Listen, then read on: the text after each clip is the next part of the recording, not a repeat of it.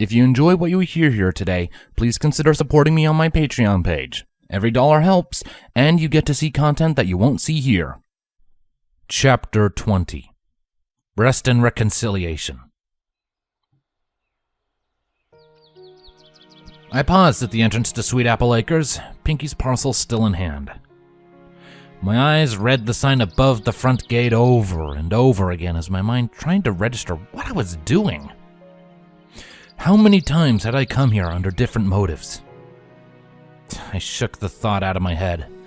This was a new life, for the second time, and it was time to mend some scars left by the last one. Old habits set my nerves on edge as I walked through the farm.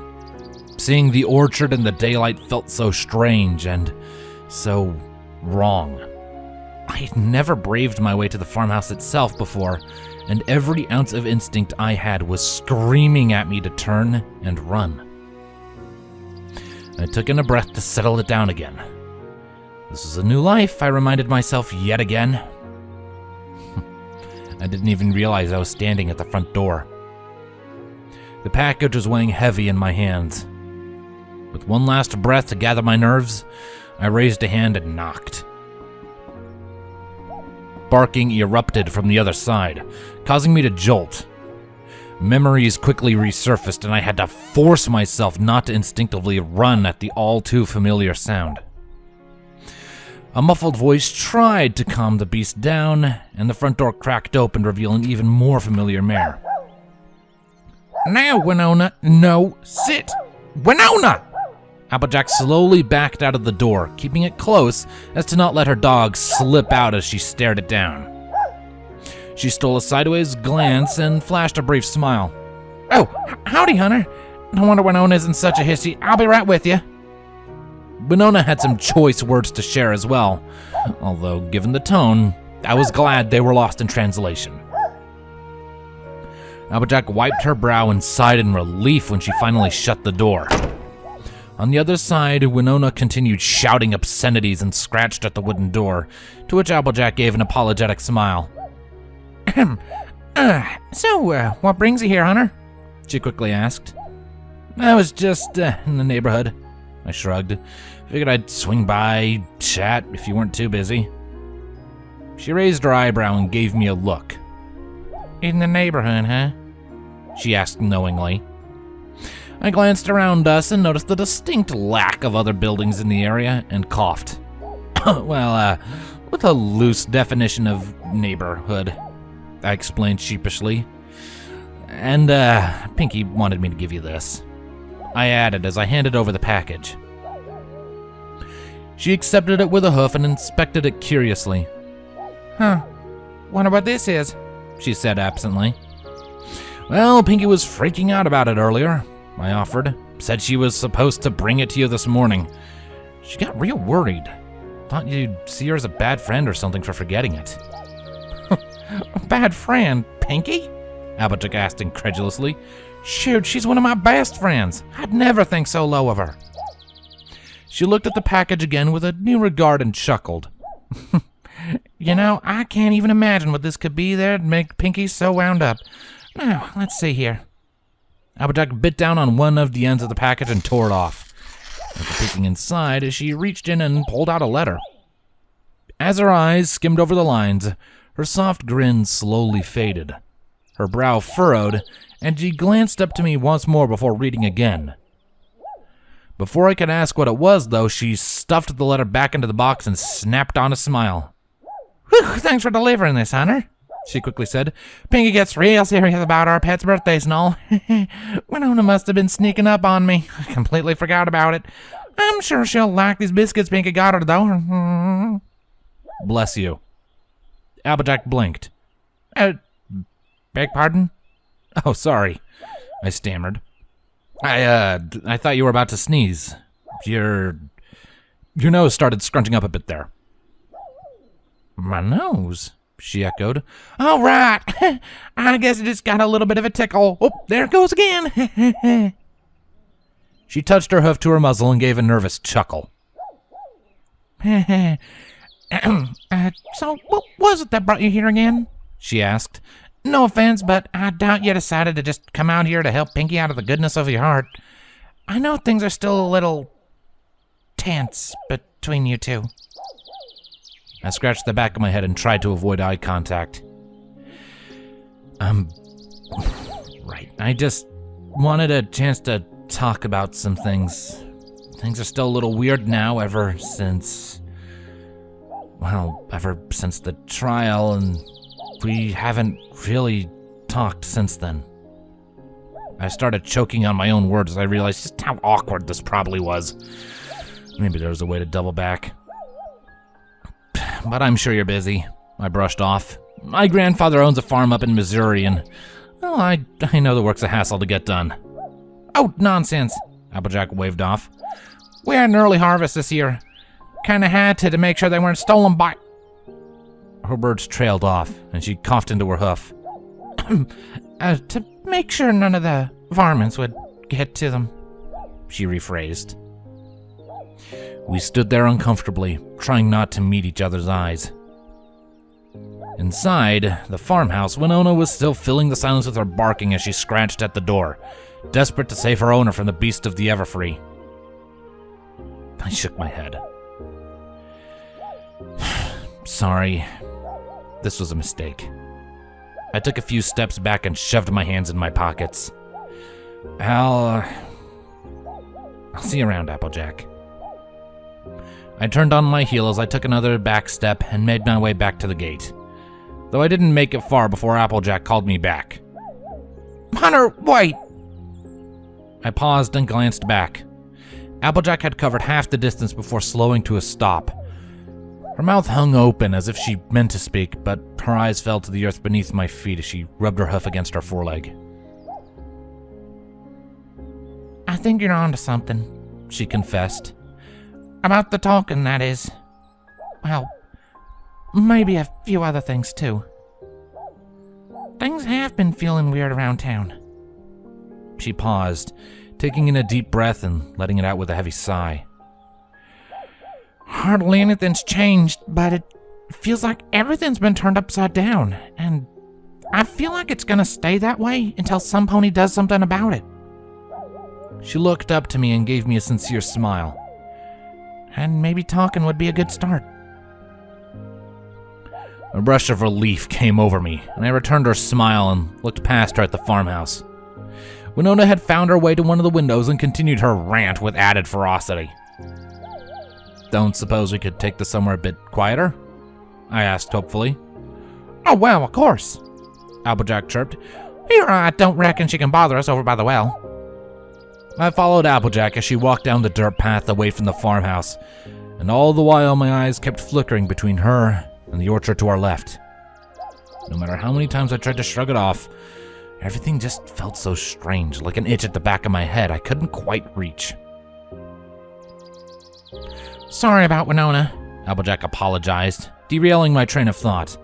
She's usually real nice, but me and Macintosh may have trained her to not be too friendly with you. It's gonna take her some time to readjust to everything.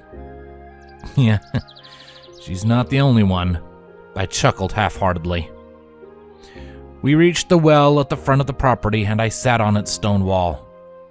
A memory sparked to life, and I inspected the rope behind me, leading deeper into the well.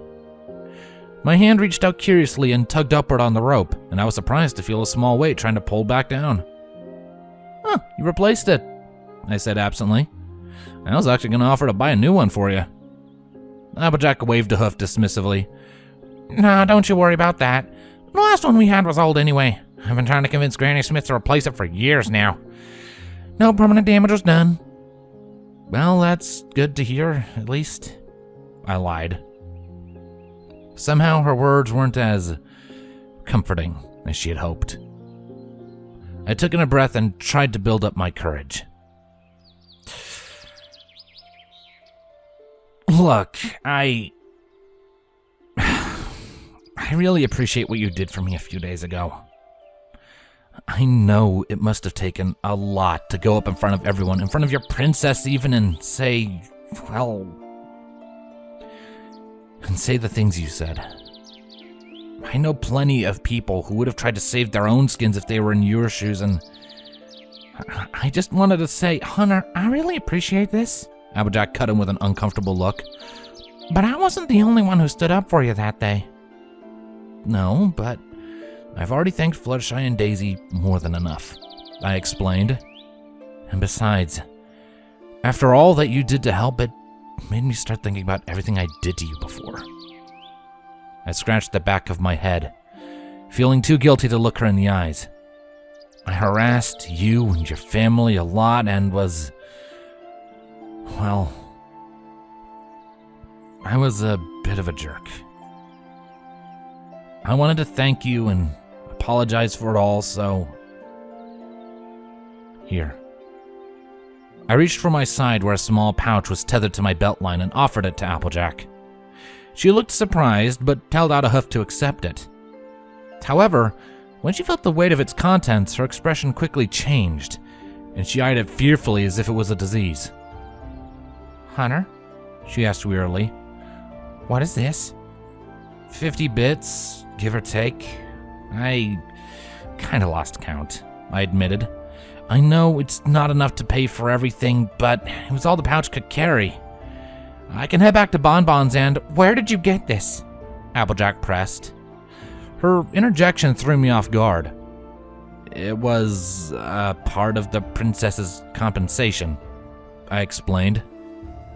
If we're being honest, I don't really need the money. I'm going to be leaving soon. You know. I kept telling her, but she kept insisting, so I figured I can't take this, Applejack quickly said, pushing the small bag back into my hands. I looked between her and the bag in confusion. She looked guiltily to the side, heavily trying to avoid looking directly at me. I don't think you understand, I said slowly. I don't need this money. I tried to tell your princess it's kind of wasted on me. I just want to go home. I don't even know what to do with all the money I was given. She paused. How much were you given? She asked cautiously, as if she didn't really want to know. I hesitated, but motioned for her to lean in and whispered in her ear. She pulled back and let out a low whistle. That's a real generous amount, she said with a strange smile. Enough to buy a small house, I nodded, or enough of a cushion to make easy payments. I can't remember what Bonbon said. Finance was never my forte. I held the money out one last time for her, and she shook her head sharply in refusal. With a heavy sigh, I tied it back to my belt line and slumped against the wall. Why don't you just spend it for yourself? She offered. If you ain't planning on staying forever, you should at least get something to remember all your friends by and something for them to remember you. I perked up a bit at the thought. Didn't sound half bad. And I ain't much one for fashion, but I'm sure you ain't wearing those raggedy old clothes for their looks, she added, motioning to my tattered pant leg. I know Rarity would be right happy to fix them up for you. Hey, she can even tell you some more if you asked. I hesitated. I don't know. Sweetie Belle's been trying to get us to talk to each other more. We tried once. For her sake. I frowned. Not exactly my most comfortable dinner. I know Sweetie Belle meant well trying to cook for us, but it didn't help that she charred it. Led to a lot of awkward silences and uncomfortable small talk while we picked at it. I think Rarity's still a little cross with me after, well, you know. You know, it's kind of funny. Applejack smiled softly. I remember her telling me about that dinner, and she told me the same thing about you. She paused to let the fact settle in, and after a minute I snorted in disbelief and shook my head. I swung a leg over into the well to straddle the wall and leaned against the wooden post. A lot of my friends feel that way about you too, she eventually continued. They all know they've done you a lot of wrong, and they want to make it up to you, but a lot of them are too scared to confront you because they think you hate them. Well, some of them have good reason to, I muttered under my breath. Oh, come on, Hunter. I know you don't really mean that, she said hopefully. My look must not have reassured her, though, and her expression fell. Hunter, I know you don't really mean that, she said more sternly. Really? I asked flatly. What do you want me to say, Applejack? They organized a town against me. They tackled me at the speed of a bullet. They shot me point blank with a cannon, twice, I'd like to add on to that last one. I listed off my fingers, and that's not even including what they did to me last week, where they imprisoned me in a basement and interrogated me and borderline tortured me for saving a bunch of kids. And I seem to recall I was there too, Applejack shot back. I helped run you out of town when you first got here, and I helped put you in that basement. When you came to my property looking for food, it was me and my family that chased you down. Hey, we even went as far as hunting you down in the Everfree. When everybody else went to sleep, I stayed up plotting and scheming against you. She stomped her hoof into the earth and exhaled the rest of her tension. I thought things about you, Hunter, she said, deflating. Things I am proud to admit. I wanted you hurt and a lot worse for everything I thought you did. Silence crept in as her words settled like dust. But here you are, she eventually said, a hopeful smile threatening to show. After everything I did to you, after everything I wanted to do to you, you're still here. Wanted to set things straight between us. A second ticked by as I tried to gather my thoughts and I shook my head. You're different, I said simply, and she gave me a look that demanded an explanation. You stood up for me. When it counted, I continued. Despite all that your friends thought, you decided to believe in me and gave me a chance. Because you gave me a reason to, Applejack reminded me. I could have sworn you were no better than a low-down thief, but you showed me there was good in you after all. Applejack climbed up the side of the well and rested on its wall with me. You showed me who you really were back in that hospital. You didn't have to watch over that old field trip, and you sure didn't have to bring the foals back, but you did. You were willing to give us a second chance, despite how we've treated you for so long. I figured it was only fair to give you one too. But my friends, they only ever saw the bad in you, like I once did, and they did a lot of wrong by you because of it. But I want you to understand, they're good mares, she pleaded. Y'all just keep getting off on the wrong hoof is all. If you took the time to get to know him, like you did with me, I'm sure you'll come to learn that too. She fiddled with her hooves, working to build her courage.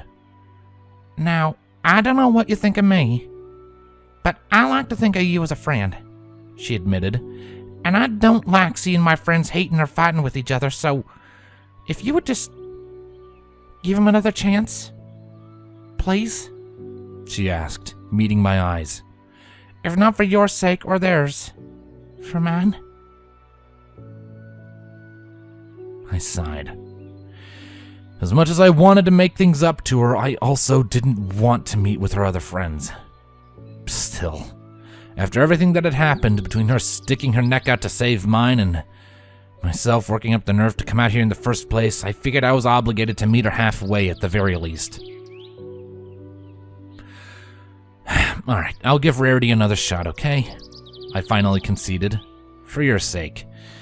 The others, though, don't get too hopeful. Applejack took in a breath to retort, but she cut herself off with a grim nod. Fair enough, she sighed. I suppose I can't force you. I appreciate it. My eyes fell into the depths of the well, and my foot that swung lazily in it, and I realized just how badly I wanted to get out of here. I swung both my legs across the well and hopped off onto the grass. I'll catch you around, Applejack, I offered. If you're ever in town, feel free to stop by. I'm sure Bonbon wouldn't mind. Applejack blinked. Oh, you're leaving so soon? Her eyes darted back to the farmhouse and the package she left at the front door. Why don't you stay a little while longer? She offered with a hopeful smile. Well, Granny Smith has an apple pie cooling off on the sill. I'm sure it's nice and ready by now. Oh no, I can't. I shook my head, holding a hand over my stomach. No offense, but I think I've had my fill of apples for the rest of the year. It won a light, knowing chuckle out of both of us, but Applejack wasn't deterred. Well, if not for that, then what about Apple Bloom? She asked. I think she said she was wanting to see you. She and her friends ought to be out of school any minute now. Her nose scrunched, and I paused for the sneeze that never came. Oh, I don't want to oppose and stay while I wait, I explained carefully, hoping she would take the subtle hint. She didn't. Oh, nonsense, Hunter. Won't be any trouble at all. Here, I'll even get my brother to tie the place up while you're here. Applejack called back to the farmhouse. Macintosh! The front door opened, and as the stallion called back to his sister, a figure darted out from beneath him. It barreled closer and closer to us, its yapping growing louder and louder, and it took a moment for me to realize what was really happening. I swore under my breath and raced to the fence line, leaving Applejack in a confused daze. As Winona darted past her, though, she quickly came to her senses. My instincts were kicking back in. I couldn't outrun the dog. I was too out of practice to even try. The orchard was too far away, but that didn't leave me completely out of options. I made it to the fence and climbed on top of one of the posts, slightly holding up my arms to balance myself. Winona came crashing beneath me, snarling as she tried to jump for my feet. Thankfully, they were just outside of her reach. Applejack slid to a halt and pulled Winona away by the collar, trying unsuccessfully to calm her down. You know, it's a real shame, I panted. I used to really like dogs. Applejack could only offer an apologetic grin.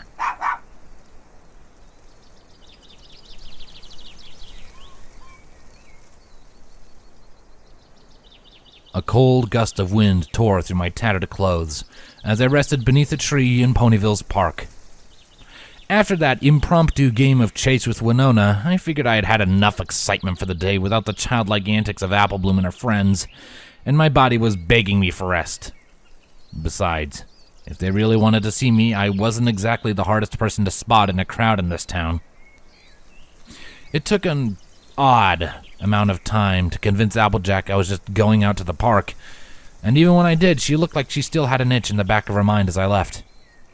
I originally assumed she was just making sure so she could send her sister after me, but as time drew on and my rest went uninterrupted, I began to have second thoughts. I couldn't imagine why Applejack would make such a fuss to make sure I was staying in the park otherwise. Another gust of wind tore me from my thoughts. I bit back a small shiver and pulled my legs in closer. Maybe I could ask Bonbon if I could use the sewing machine in her room to close up some of these holes. I'd been meaning to ask for a while now, but the air still felt a little strange whenever we were together. That, paired with last night's uncomfortable happenings, maybe it would be best to wait a couple more days before bringing it up. My eyes fluttered open, and on the other side of the park, the Everfree loomed darkly in the low-hanging sun. Through the swaying of the branches and thickets in the breeze, my imagination saw the eyes of beasts, manticores and bears and timberwolves. I scowled back at them, wondering how the princess's guard was faring. You should be out there looking for home, not them. I blinked in surprise. These conversations were coming fewer and further between ever since my trial, probably due to my lack of responses lately. Talking to others was always more enticing than talking to myself. I drew in a breath and let it out as a sigh. I've had my share of adventures in there, I pointed out mentally. It's time for someone else to endure that hellhole of a forest, while I get some much-needed R&R. Besides, with the Timberwolves hunting for me, I wouldn't make it 3 feet in there. The princess's guard will be better equipped to survive the Everfree than I could ever hope to be. They don't know where to start looking. You do, it argued. The Everfree is vast. We've only seen a fraction of it. What would you have me do? point it out to them on a map, I grumbled. You should be leading them. Lead them? I scoffed. That's a joke. We both know I'm no leader.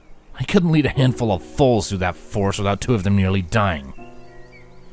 You're evading the point, it said sternly. You can't hide in this town forever. Who said I was planning on it? I bit back. I don't want anything more than to go back home. Then start acting like it. I bit my tongue at its sudden bitter tone, daring it to go further. You're living in the same town as the creatures that wanted you dead, not even a full week ago. It continued in spite of me. You live in one of their houses. You wake up with them. You eat with them. You always assure them you're about to leave, but you never do anything to prepare. What do you want me to do? Pack up the one thing I brought with me? I demanded. Oh, wait, I'm already done. It's sitting on the nightstand next to the bed, ready to go. And what are you doing? I winced as my head rang with a headache. You're sitting here fantasizing about returning home, but rather than taking control and finding the door yourself, you're willing to leave your fate in the hands of the creatures that once saw you as their enemy. How much effort do you really expect them to put forth to find a stranger's home? As much effort as their princess told them to, I growled. And she wanted me to stay here. I trust that she sent some of her best to look for the portal. You trust her? The voice echoed sarcastically. The same princess that could have made your life easier so much sooner, rather than testing you with a suicidal errand? The same princess who hoped her little social experiment with Twilight wouldn't have gone so far out of her. The same princess that compensated you enough to purchase a house while her errand boy searched for your real home? My tongue was stuck in my throat. Even if it wasn't, I wasn't sure if I could come up with any words to say. It sure does seem this princess likes her games and tests. What makes you so sure this isn't another one? I don't want to talk about this anymore, I muttered under my breath. Yes, there you go, the voice snarked. Take the coward's way out. You're so used to it by now, aren't you? You son of a... Ah! I picked up a stone and chucked it at the forest. It was all I could think of as a target. Couldn't have made it a third of the way before returning to the earth. As my breathing calmed back down, I closed my eyes and fell back against a tree, uncaring of the sharp bark that dug into my head from the force. Hunter? My blood froze at the sound of the familiar voice. I looked up into the tree above me and found Rainbodash stretched out along one of the higher branches. She yawned into her hoof and let it dangle limply over the edge. Her colorful mane was a mess, but the more I thought of it, it always was. She blinked a few times and squinted at me, unsure if I was really there. What are you doing here? She asked groggily. I sighed and leaned back against the tree. I was resting, I muttered under my breath. So much for that. The branches above me rustled as she wiped the last of the sleep from her eyes. She scanned the base of the tree as if she had dropped something. Is somebody else here too? She asked, scratching her head. I thought I heard you talking. I was, I said bluntly. The back of my head burned. Just thinking out loud, though. Been sitting by myself for a while now. I frowned. Why was I putting up with this? I came out here to the park to relax, not play 20 questions. Rainbow's voice wasn't exactly the definition of relaxing either. I stood up and brushed off the seat of my pants and started searching for another tree. Wait, a while? Rainbow echoed. What do you mean by a while? How long have you been out here? I paused against my better judgment and groaned. I dunno, I admitted. An hour? Maybe 2? Maybe more? It's kinda hard to tell when I don't have a watch. 2 hours? Whatever hope Rainbow had of going back to sleep was dashed away. She balanced herself on her hooves as she looked around wildly. No, that can't be right, she argued. I just closed my eyes for a few seconds. Oh my gosh, Rarity is going to kill me. She eyed the branches beneath her warily, and for some reason, I couldn't bring myself to look away from the show. She gently jumped off her perch to the branch beneath her, and then to the next. But just as her confidence grew, her hoof slipped off the third and sent her tumbling. She miraculously managed to miss some of the branches in her graceless descent, but what she did hit, she hit hard. I caught myself wincing as a limb struck her barrel. Her body folded over it before falling back, and the back of her head collided with another. As if to add insult to injury, just as she was about to be free, her hind leg snagged against the last branch, sending her somersaulting to the ground where she crashed into a heap. I stood there, dumbfounded from the tragic display I had witnessed, and poorly bit back a smile. Well, try not to beat Rarity to it, I snickered. She let out a groan and rose uneasily back to her hooves. She glanced up to the sun and teetered off to the side a few steps. I gotta go, she explained, taking a few wobbly steps forward. You should, stay here, though, she added with an unconvincing smile. Just for a few minutes, at least. I threw her a look, but rather than explain herself, she broke into a gallop back into town. I brushed her off with a roll of my eyes and returned to the base of the tree.